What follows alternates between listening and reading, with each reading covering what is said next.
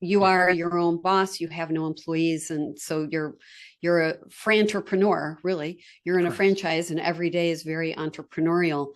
Is Was it a comfortable adjustment for your wife to for you to leave corporate America and start Oh, this, she or was were 1,000% supportive when I got to the decision point of saying, "Hey, I think this is what I want to do," because the interviewing was driving me crazy because it was like people didn't get when I'd say, "Hey, you know what?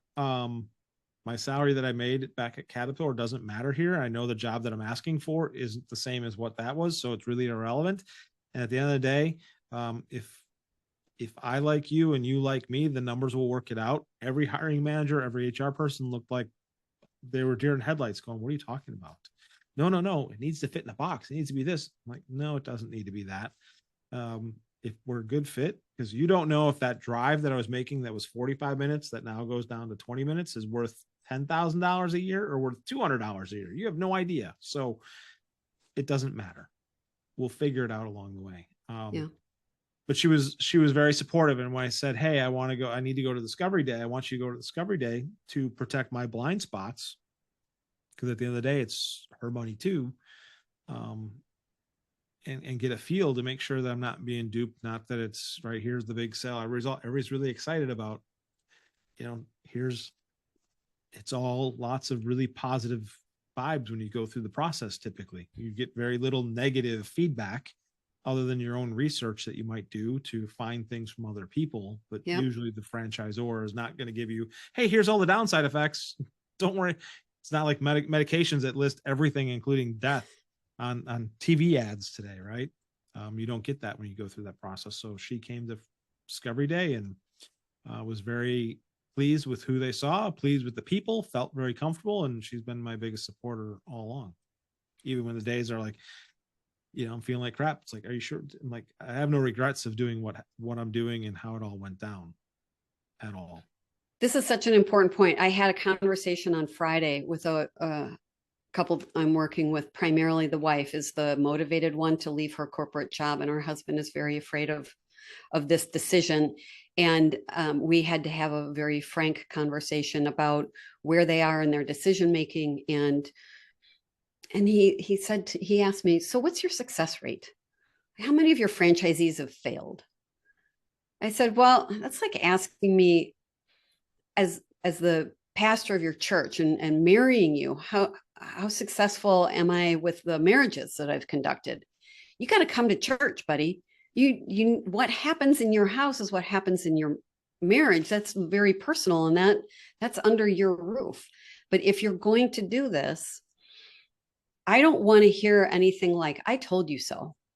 If that's where you are, then we can't go forward. This is Correct. not, there's no 'I told you so.' You're either in alignment walking, it doesn't have to be lockstep, but you've got to be in alignment. It's like going to the doctor and getting a diagnosis. You hear things differently, but you have to go for the treatment together, knowing that the outcome is going to be positive. Correct. And she has all the faith in me to be able to do what I do and different things. And she yells at me all the time for, if I have a punctuation wrong on my social postings or I got a word spelt wrong because I'm in the process, I want to type it up and just get it out or whatever. I'm like, "Oh, that looks so bad." And I'm like, "You know what? It's me. It's real. It's authentic. So I'm going with that." "Oh, but it makes you look bad. I don't like it." "Okay, but it's not about you. So it's okay. I'm okay with it. If I'm okay with it, you need to be okay with it." And instead of just telling me, "Well, you misspelled this word or that word." Great. I get it. It's fine. It's okay. I'm not looking for perfection here. I'm not perfect. I will never be perfect, nor do I ever want to think in anybody's life that I'm going to be perfect for them either, because we all have flaws and mistakes along the way. And perfection is unattainable. And if you're going to a franchise thinking it's going to be perfect, it's not.